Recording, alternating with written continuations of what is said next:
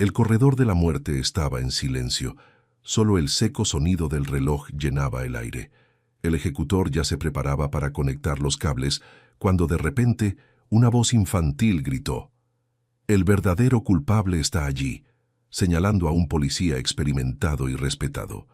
El tiempo pareció congelarse, y a partir de ese instante, la muerte dejó de ser el final y se transformó en el comienzo de algo aún mayor.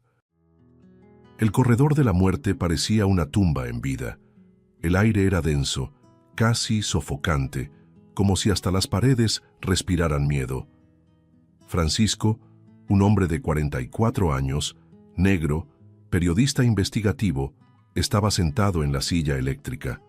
Su piel brillaba bajo la luz fría de las lámparas, y sus ojos, aunque erguidos, denunciaban un cansancio profundo, un hombre que ya había luchado contra el sistema y perdido.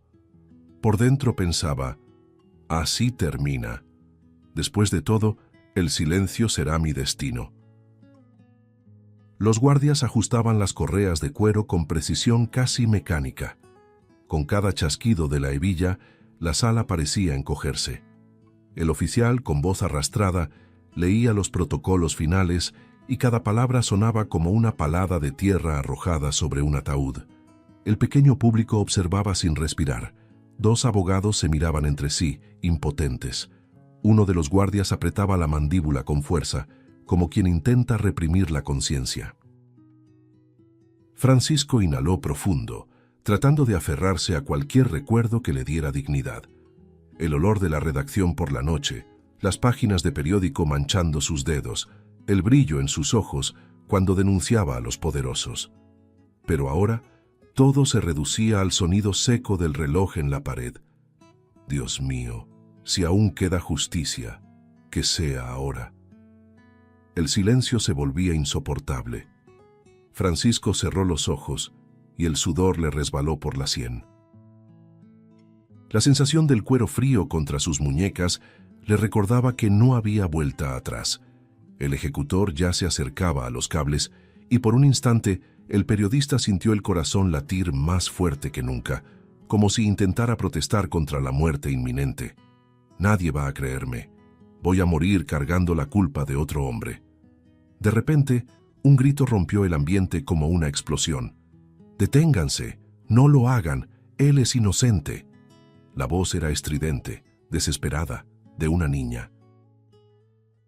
Todos se sobresaltaron. Francisco abrió los ojos de inmediato, el corazón desbocado. Una niña corría por el costado de la sala, lágrimas deslizándose por su rostro, su pequeño cuerpo casi tropezando con su propia prisa. Era Isabel, de 9 años. Se plantó frente al juez, a los guardias, a los abogados y repetía a gritos: «Deténganse ahora. Él no mató a nadie. El verdadero culpable está ahí». El oficial, atónito, levantó la mano tratando de silenciar el caos. «Niña, ¿qué haces aquí?» «¿Por qué dices eso?» Isabel, con el rostro enrojecido por el llanto, señaló con el dedo tembloroso al fondo de la sala, donde Gustavo, el respetado policía, permanecía inmóvil. Lo que nadie imaginaba allí era que Gustavo estaba casado con la madre de Isabel. La niña estaba acusando a su propio padrastro. «El hombre en la silla eléctrica es inocente. Yo lo vi con mis propios ojos. Fue Gustavo quien mató a ese hombre. Fue él». La revelación fue como un golpe colectivo. Francisco abrió los ojos desmesuradamente, incapaz de creer lo que oía. El ejecutor se detuvo, la mano suspendida sobre los cables, como si hubiera quedado congelado. Gustavo llevó la mano al pecho, su expresión dura transformada en sorpresa contenida. El murmullo se propagó rápidamente, abogados levantándose, espectadores murmurando entre sí. Uno de los guardias miró directamente al juez, que se levantó de su asiento con el semblante dominado por el asombro. «Suspendan de inmediato la ejecución», ordenó con voz firme, aunque quebrada. El ruido de pasos apresurados llenó la sala. El protocolo había sido roto. El silencio absoluto se transformaba en un torbellino de voces, órdenes, incredulidad. Francisco respiraba con rapidez, aún atado por las correas, sin entender si aquello era real o solo la última ilusión de un hombre a punto de morir. Sus pensamientos servían: esa niña, ¿por qué está aquí? ¿Por qué ahora? ¿Qué está pasando?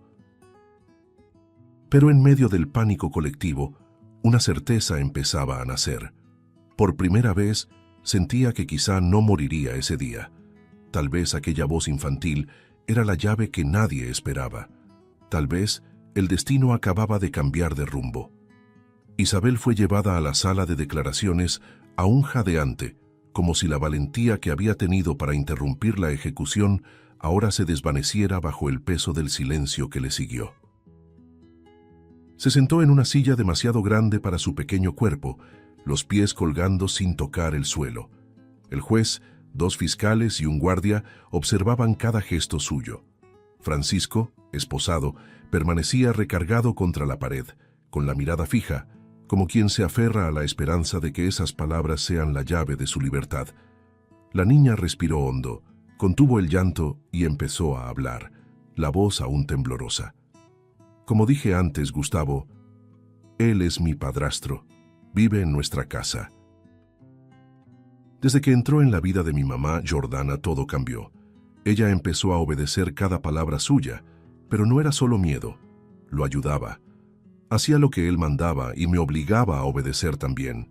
Me daba cuenta de que ella le creía, que estaba de su lado en todo. Mi mamá me miraba como si yo fuera un problema y no una hija. No solo se callaba, también me hacía callar. Uno de los fiscales se acomodó en la silla, mientras el juez se inclinaba levemente hacia adelante, captando cada detalle. Francisco cerró los ojos un instante, absorbiendo el impacto de la revelación. Isabel continuó, ahora con más firmeza, aunque las lágrimas aún corrían. En nuestra casa, el que mandaba era él, pero mi mamá también me controlaba, siempre repitiendo que debía obedecer, que no podía contradecirlo. Ella decía que yo inventaba cosas, que era ingrata. Los veía a los dos juntos, siempre unidos, como si fueran cómplices en todo. Yo nunca tuve a dónde correr. No había nadie que me defendiera. Las palabras de la niña cortaban el aire como cuchillas, dejando a todos inmóviles. El guardia desvió la mirada, visiblemente incómodo. Entonces Isabel se estremeció al recordar la noche del crimen. Apretó las manos una contra la otra, los ojos clavados en la madera de la mesa, y habló casi en un susurro que pronto ganó fuerza. Ese día, llegó a casa sudado, jadeando, con la camisa manchada de sangre. Nunca olvidaré su expresión. Era como si hubiera ganado una batalla. Escuché a él y a mi mamá conversando en la cocina. Él decía: «Está hecho. Maté al hombre e incriminé a ese periodista entrometido. Ahora no se volverá a meter en mi operación». Y ella respondió que nadie sospecharía, que yo no me atrevería a decir nada. Se reían. Estaban juntos en eso. Uno de los fiscales dejó escapar un murmullo de incredulidad. Francisco abrió los ojos de golpe, el pecho subiendo y bajando en respiraciones rápidas, como si luchara contra la rabia y la urgencia. La niña hizo una pausa. La voz se le quebró de nuevo, pero prosiguió con valentía. No aguanté y fui a preguntar qué había pasado, por qué estaba así. Mi mamá palideció, pero no me defendió. Ella misma dijo que, si abría la boca, nadie me iba a creer. Fue Gustavo quien completó: «Si hablas, nunca más volverán a verte. Vas a desaparecer igual que ese hombre». Mi mamá se quedó de su lado, repitiendo que debía obedecer, que si hablaba, todo sería mi culpa. La sala se enfrió de golpe. El juez se recostó en la silla, atónito, mientras uno de los fiscales apretaba el puño sobre la mesa. Isabel se secó las lágrimas con la manga de la blusa, pero no se detuvo. Guardé silencio porque me hicieron creer que todo el mundo estaría contra mí, que Gustavo era más fuerte que cualquier ley, y mi mamá, ella no solo no me protegió, también me presionaba todos los días, me hacía sentir que yo era su enemiga y no su hija. Me escondía en mi cuarto, rezando para que la puerta no se abriera. Sabía que si hablaba me destruirían. Sabía que, para ellos, yo solo era un obstáculo. El impacto fue devastador. El juez respiró hondo, pasándose la mano por el rostro como si buscara recomponerse. Francisco, por su parte, no pudo contenerse. Aún esposado, se inclinó hacia adelante con voz baja y cargada de emoción. «Isabel, fuiste muy valiente. Nadie debió haberte hecho cargar con eso sola». La niña lo miró, los ojos llenos de lágrimas pero firmes. En ese instante, la misma niña que había salvado su vida se convertía también en acusadora de un sistema que había fallado en protegerla. El fiscal respiró hondo, cerró la carpeta con fuerza y dijo: «Este caso debe reabrirse de inmediato. Lo que se ignoró antes ya no puede seguir oculto». El testimonio de Isabel cayó como una bomba en los pasillos del tribunal. La niña no solo había interrumpido una ejecución, sino que ahora exponía detalles que vinculaban a Gustavo con un asesinato planeado, además de revelar la complicidad de Jordana, su propia madre. El juez, visiblemente afectado, ordenó de inmediato la reapertura del caso. La noticia se propagó rápidamente. Los periódicos locales ya exhibían titulares, los reporteros corrían de un lado a otro y el nombre de Francisco, hasta entonces marcado por la deshonra, empezaba a pronunciarse con nuevas entonaciones. Ahora había duda, había una grieta en la certeza construida contra él. Un nuevo fiscal fue asignado al caso, alguien dispuesto a enfrentar las fallas evidentes de la investigación anterior. Estudió cada detalle, comparó los expedientes, convocó testigos olvidados. Entre los papeles polvorientos surgieron pruebas ignoradas o deliberadamente omitidas, huellas dactilares que no correspondían a Francisco, peritajes con firmas falsificadas, testigos que, al ser reentrevistados, admitían haber sido intimidados por figuras ligadas a la policía.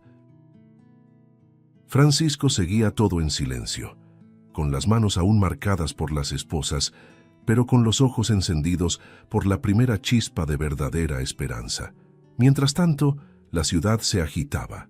Personas que antes escupían al suelo al oír el nombre del periodista, ahora susurraban en panaderías, bares y esquinas: ¿y si es inocente? ¿Y si todo fue una trampa?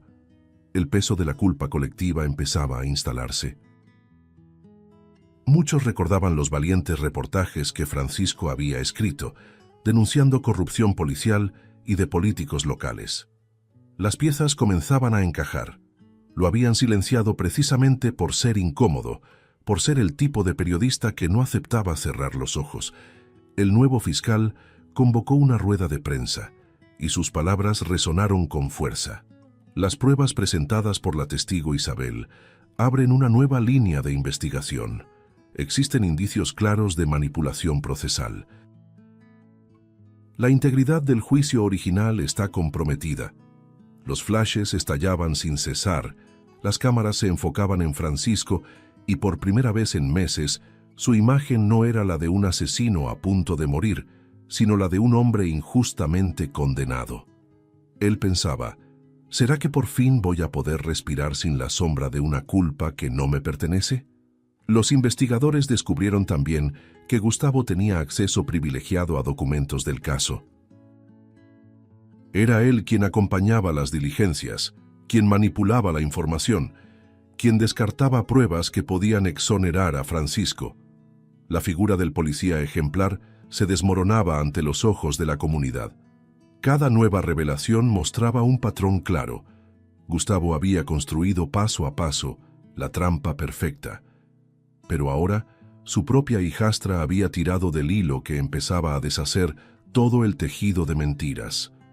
La orden de arresto contra Gustavo fue expedida rápidamente.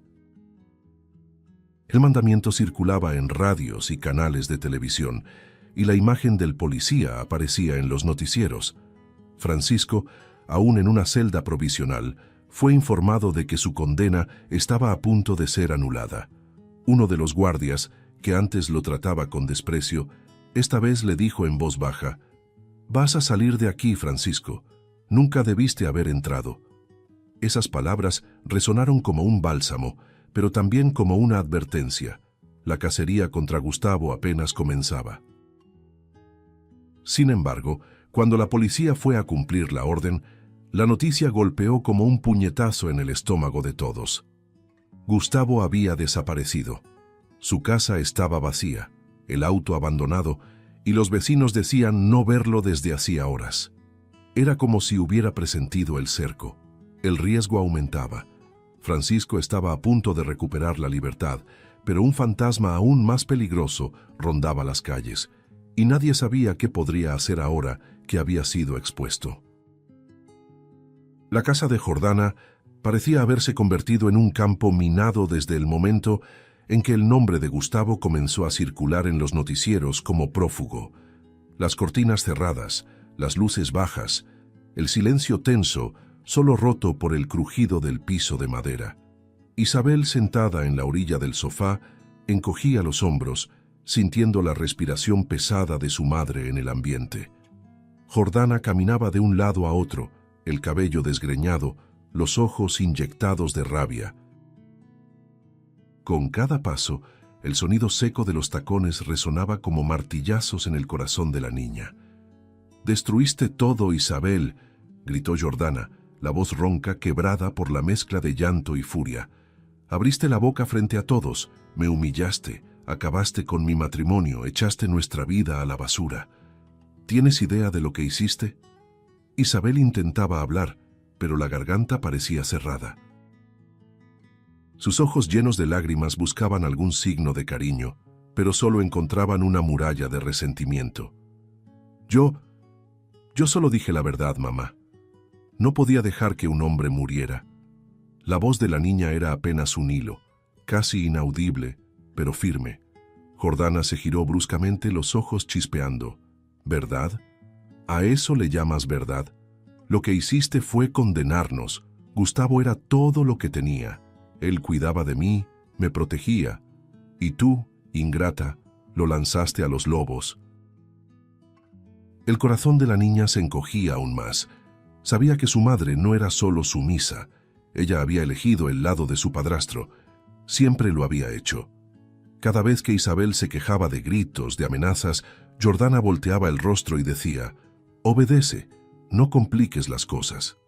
Ahora esa complicidad explotaba en palabras afiladas, lanzadas contra su propia hija. El ambiente se volvía sofocante.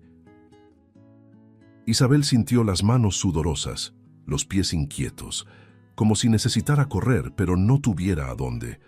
El rostro de su madre se deformaba en una mezcla de odio y desesperación. «Me avergonzaste delante de todos. No tienes idea de lo que Gustavo es capaz, de lo que hará ahora que está suelto. Y si no regresa conmigo, será tu culpa. Me robaste al único hombre que me hacía sentir alguien». Las palabras eran como puñaladas. Isabel intentó levantarse, pero Jordana le arrojó su mochila contra el pecho con violencia. «Desaparece de mi vista», gritó abriendo la puerta con un estruendo que resonó por toda la casa. «Ya causaste demasiado daño. No quiero volver a mirarte. Vete, Isabel, vete, ya no eres mi hija». El viento frío de la noche invadió la sala, erizando la piel de la niña. Abrazó la mochila contra su pequeño cuerpo, los ojos llenos de lágrimas fijos en su madre, implorando en silencio un gesto, un abrazo, cualquier señal de amor.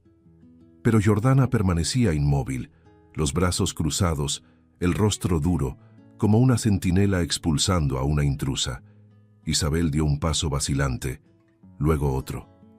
El corazón latía rápido, como si quisiera impedirle cruzar esa puerta. Detrás de ella, la voz de su madre resonó una última vez, fría, sin titubeos. «Ya no existes para mí». Las piernas de la niña temblaban, pero siguieron adelante. El ruido de la puerta cerrándose tras ella fue más devastador que cualquier grito. Isabel sintió el peso del mundo sobre los hombros. La noche era oscura, las calles silenciosas, y por primera vez en su vida comprendía que estaba completamente sola. Con la mochila apretada contra el pecho y los ojos llenos de lágrimas, Isabel caminó sin rumbo, sintiendo el frío atravesar su ropa fina. A cada paso, el recuerdo de las palabras de su madre ardía como hierro candente. «No quiero volver a mirarte». y mientras desaparecía en la oscuridad, la misma niña que había salvado a un hombre de la muerte, ahora era arrojada, sin piedad, a los brazos de la soledad. La noche parecía no tener fin para Isabel. Caminaba sin dirección. Las calles mojadas por la llovizna reflejaban los postes amarillentos. La mochila pesaba más por el abandono que por su contenido. Cada esquina le traía una sensación de miedo, como si sombras la observaran. Cuando el viento soplaba, la ropa fina se le pegaba al cuerpo, dejándola erizada. La niña que había desafiado al mundo ahora se veía reducida al cruel silencio de las aceras. En la primera madrugada, Isabel se encogió bajo la marquesina de una tienda cerrada. Abrazó la mochila contra el pecho, como quien protege el último pedazo de sí misma. El frío la hacía temblar, y el estómago vacío dolía como un golpe constante. Intentaba dormir, pero cada ruido de la calle, pasos apresurados, botellas rompiéndose, voces lejanas, la hacía abrir los ojos sobresaltada. El corazón le latía con fuerza. El recuerdo de la casa de su madre se mezclaba con el eco de las palabras que la habían expulsado. En los días siguientes, la supervivencia se volvió rutina. Isabel hurgaba en los botes de basura en busca de restos de comida. Una vez encontró medio sándwich dentro de una bolsa arrugada y, sin pensarlo dos veces, lo devoró como si fuera un banquete.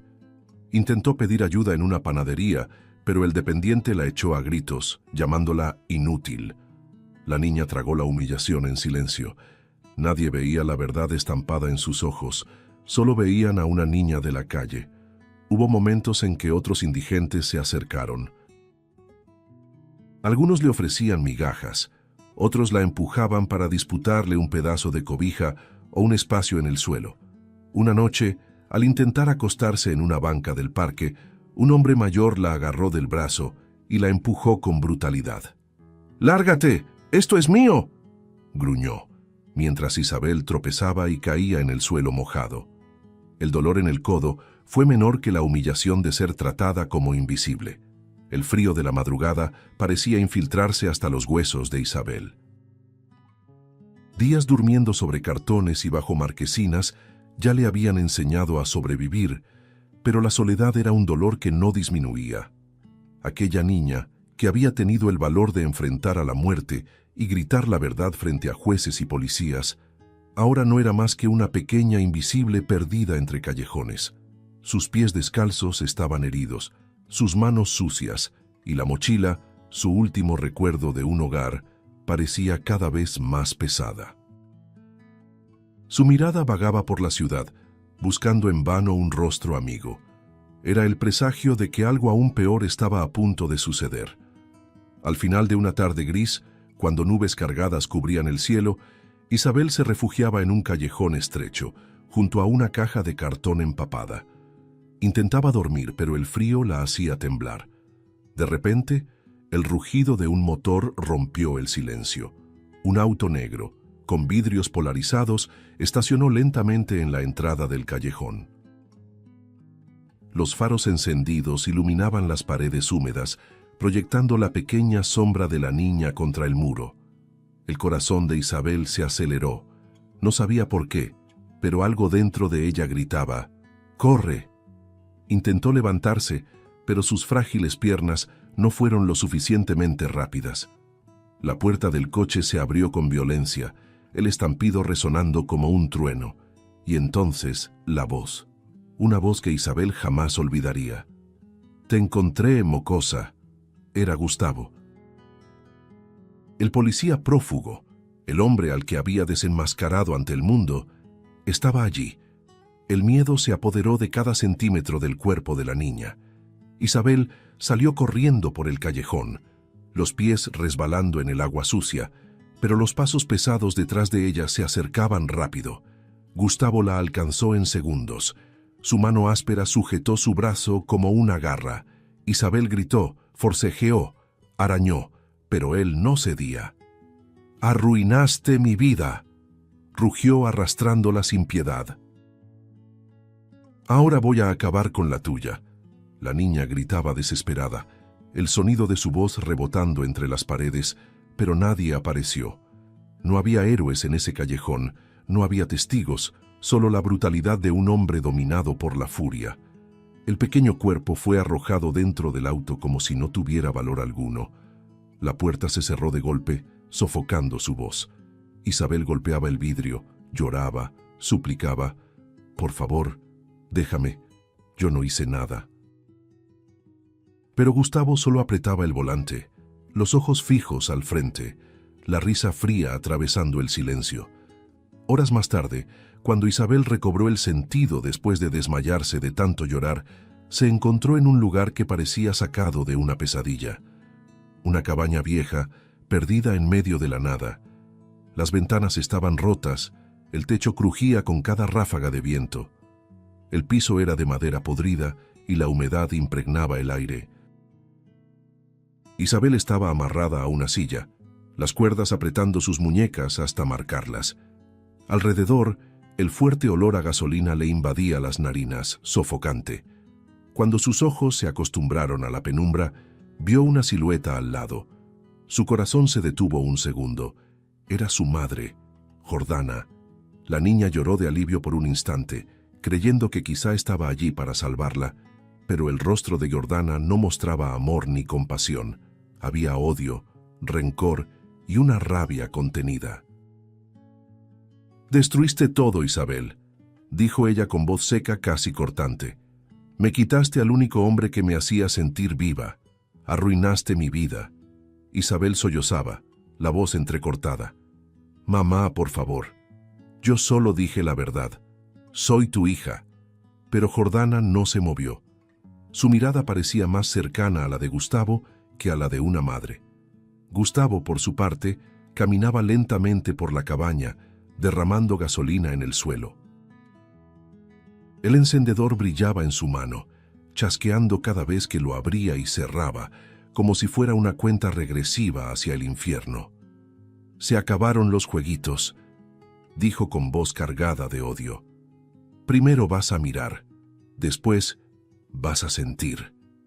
Isabel intentaba desesperadamente soltarse de las cuerdas, las lágrimas cayendo en ríos, el cuerpo sacudiéndose de puro pánico.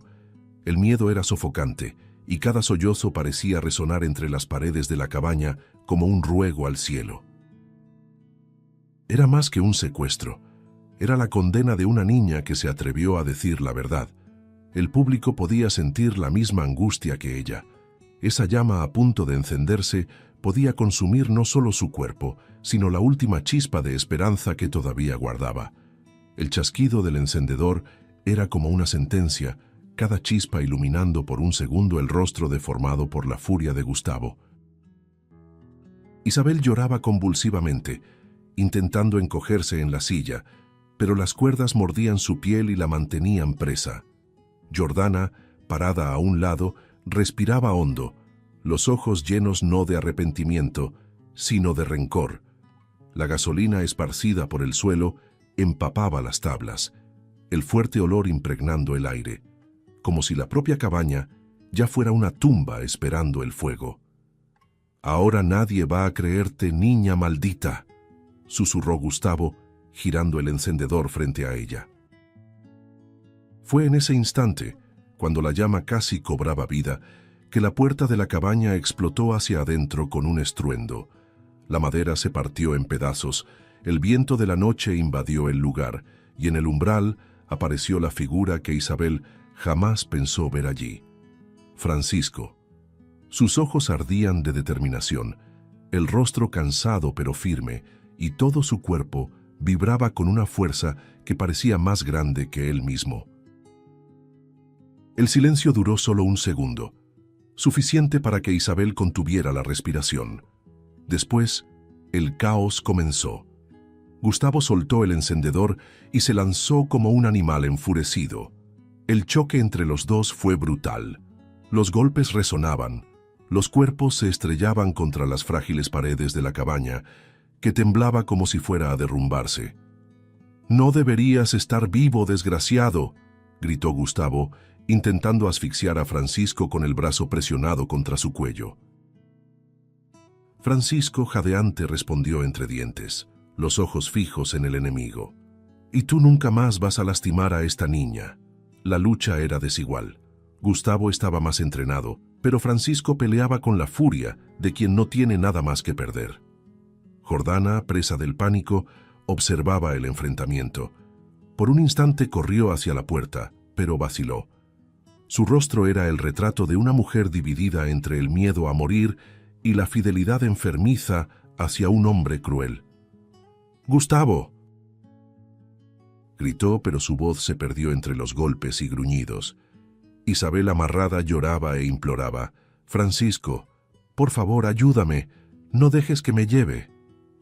El sonido de la voz de la niña pareció incendiar aún más la valentía de Francisco. Giró el cuerpo y con un esfuerzo sobrehumano logró desarmar a Gustavo, derribando el revólver que cayó al suelo. El arma se deslizó hasta quedar cerca de la silla de Isabel. Gustavo intentó alcanzarla, pero Francisco lo sujetó por los hombros y lo lanzó contra la pared. El impacto hizo que la madera se resquebrajara. Gustavo rugía de rabia, pero ya no era el mismo depredador invencible. Francisco, sudando, con el rostro sangrando por un corte en la ceja, tomó una cuerda tirada en un rincón y tras una nueva serie de golpes consiguió dominarlo, atándolo con la misma brutalidad que antes había sido usada contra Isabel. «Se acabó, Gustavo. No vas a tocar a nadie más», dijo, con la respiración entrecortada. Mientras Gustavo se debatía en vano, Jordana salió corriendo hacia la oscuridad del bosque. Su grito se perdió en la noche, engullido por la negrura. Francisco, sin prestarle atención, corrió hacia Isabel. Sus manos temblaban al desatar los nudos, y cuando finalmente la liberó, la niña cayó en sus brazos, sollozando de alivio. «Pensé que nunca más iba a verte», dijo ella, abrazándolo con todas las fuerzas que le quedaban. Francisco la sostuvo con firmeza, como si el mundo entero pudiera derrumbarse alrededor, pero nada lograría arrancarla de sus brazos. «Tú salvaste mi vida, Isabel. Hoy era mi turno de salvar la tuya». El llanto de la niña empapó su camisa. Francisco la acunaba como quien sostiene lo más valioso del mundo. Minutos después, las sirenas cortaron el silencio del bosque. La policía llegó, armas en mano, irrumpiendo en la cabaña. Encontraron a Gustavo amarrado en el suelo, vencido, y lo llevaron bajo custodia. La escena que antes era terror, ahora se transformaba en catarsis. La niña por fin estaba libre, y Francisco, que había estado al borde de la muerte, ahora era el héroe que la había arrancado del fuego. Esa misma noche, después del terror vivido en la cabaña, Isabel fue acogida bajo el techo de Francisco. La niña aún temblaba, los ojos rojos de tanto llorar, y parecía desconfiar incluso del silencio. Al entrar en el pequeño departamento de él, se detuvo en la puerta, vacilante, como si temiera ser expulsada otra vez. Francisco se agachó, quedando a la altura de la niña, y dijo en voz baja: «Aquí nadie va a lastimarte, aquí también es tu casa». Isabel lo miró incrédula, como quien ya no sabe qué significa la palabra hogar. En los primeros días casi no hablaba. Dormía mal, despertando asustada con el menor ruido. Francisco, paciente, dejaba la luz del pasillo encendida para que la oscuridad no la devorara. Preparaba hot cakes en el desayuno, llenando la cocina con un olor dulce, en un intento de transformar ese lugar en algo acogedor. Se sentaba a la mesa con ella, fingiendo conversar solo, hasta que poco a poco Isabel comenzaba a responder en susurros. Cada palabra dicha hacía que Francisco sonriera, como si fuera una victoria. También estaban los pequeños gestos que creaban una nueva rutina. Ponía discos antiguos a sonar, el suave crujido del vinilo llenando la sala con melodías olvidadas. Isabel, curiosa, preguntaba: «¿Por qué la música tiene ese ruido raro?». Y Francisco reía, explicando que era la voz del tiempo grabada allí. Esos momentos, simples y delicados, iban tejiendo una intimidad que ninguno de los dos imaginó compartir. Isabel, poco a poco, empezó a soltar su imaginación. Tomaba hojas y lápices de colores y pasaba horas dibujando. Hacía soles amarillos enormes, flores rojas, casas coloridas con ventanas abiertas. Un día le mostró un dibujo a Francisco, dos monitos tomados de la mano frente a una puerta azul. «Eres tú y yo», dijo con una tímida sonrisa. Francisco tragó saliva, la emoción apretándole la garganta. Colocó el dibujo en el refrigerador, sujeto con un imán, como si fuera una medalla. Las noches también cambiaron. Antes de dormir, Isabel corría hasta su cuarto, golpeaba suavemente la puerta y decía: «Buenas noches, Francisco». Él siempre respondía: «Buenas noches, Isabel.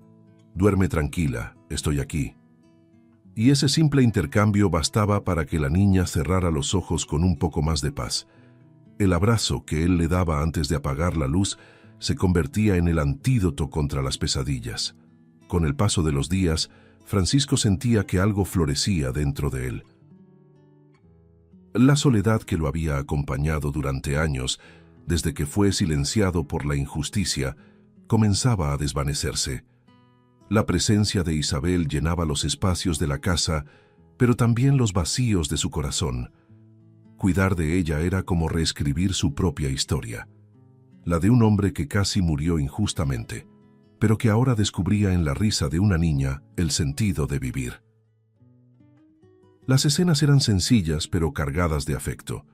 Los dos lavando los trastes juntos, Isabel llenándose de espuma y riendo, Francisco dejando notas pegadas en el refrigerador con frases como «No olvides sonreír hoy». Era una vida pequeña, pero plena, construida en cada gesto. Y en el fondo, tanto él como Isabel sabían, no solo estaban reconstruyendo un hogar, sino algo mucho más grande. Las semanas pasaron, y la vida de Isabel al lado de Francisco ya parecía una existencia completamente diferente de la que había conocido antes. Las calles heladas y la cruel soledad empezaban a convertirse en recuerdos lejanos, aunque aún vivían dentro de ella como cicatrices. Ahora, cada mañana tenía olor a café recién hecho y hot cakes calientitos. Cada noche terminaba con un buenas noches, sincero y protector. Francisco, por su parte, descubría que la casa silenciosa que tanto lo había atormentado, por fin estaba llena de risas, de pequeños pasos corriendo por el pasillo y de dibujos coloridos esparcidos sobre la mesa de la sala. Pero una pregunta flotaba en el aire. ¿Sería aquello solo temporal? ¿O podrían de verdad ser una familia? La respuesta empezó a tomar forma cuando la policía arrestó a Jordana. Después de semanas de búsqueda, fue encontrada en una pensión barata en las afueras de la ciudad, abatida, pero todavía repitiendo la misma frase. Ella fue quien destruyó todo. Ante las pruebas, el juez retiró de inmediato la custodia de Isabel. El día en que Francisco recibió esa noticia estuvo marcado por un silencio pesado. Miró a la niña, que dibujaba sentada en la alfombra, y se preguntó si tendría el valor de ofrecerle algo que cambiaría sus vidas para siempre.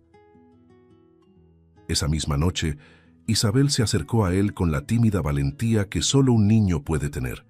Se sentó junto al sofá, tirando suavemente de la manga de su camisa. Sus ojos castaños brillaban con expectativa y miedo. «Francisco, ¿me adoptarías?», preguntó con la voz tan baja que parecía temer su propia pregunta. El hombre tragó saliva. Las palabras entraron en su corazón como una flecha certera. Por unos segundos, guardó silencio, conteniendo la emoción que amenazaba con derramarse en lágrimas. Entonces tomó las pequeñas manos de ella y respondió, con voz firme y llena de ternura: «Ya no quiero imaginar la vida sin ti». Esas palabras sellaron un pacto invisible. En los días siguientes, Francisco inició el proceso de adopción. Fueron horas llenando papeles, conversando con trabajadores sociales, revisando su propia vida en cuestionarios interminables. Cada firma era como una promesa renovada. No la dejaría sola, nunca más. Isabel seguía cada paso con ansiedad. Preguntaba todos los días: «¿Ya soy tu hija de verdad?», y Francisco, sonriendo, respondía: Siempre lo ha sido. Solo estamos poniendo esto en papel para que el mundo también lo crea. El gran día llegó. El tribunal estaba iluminado por la luz del final de la mañana. Isabel vestía un vestido sencillo, pero su sonrisa iluminaba más que cualquier ropa. Francisco, de traje, parecía más nervioso que en cualquier otra audiencia que hubiera cubierto como periodista. El juez, un hombre de semblante serio, observó a los dos tomados de la mano y después de leer las últimas formalidades, esbozó una discreta sonrisa. Queda oficializado. A partir de hoy, Isabel es legalmente hija de Francisco. En ese instante, el corazón de la niña se aceleró. Se giró hacia el hombre que le había salvado la vida y con lágrimas en los ojos dijo: «Papá». Francisco no pudo contener las lágrimas. La abrazó con fuerza, como quien abraza su propio destino. Al salir del tribunal, periodistas esperaban para registrar el momento. Las cámaras capturaron la escena de un hombre y una niña caminando juntos, las manos entrelazadas, los pasos sincronizados. Pero para ellos ya no importaba lo que el mundo viera, solo importaba lo que sentían, la certeza de que se habían encontrado el uno al otro en medio de la oscuridad. Isabel, mirando al cielo, murmuró bajito: «¿Crees que todo esto pasó por una razón?».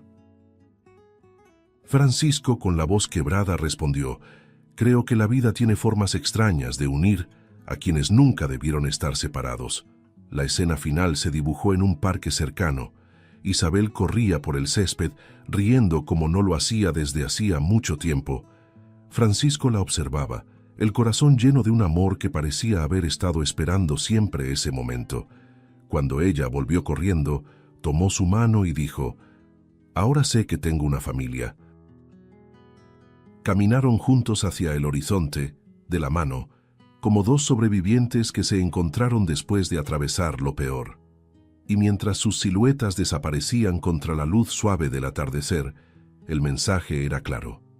Aquella historia, nacida del dolor y de la injusticia, terminaba como un testimonio del poder del amor, del coraje y de la verdad.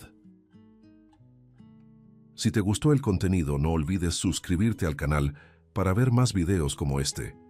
Deja tu like para apoyarnos y activa las notificaciones para no perderte ninguna novedad. Eso nos ayuda a seguir creando lo mejor para ti. Hasta el próximo video.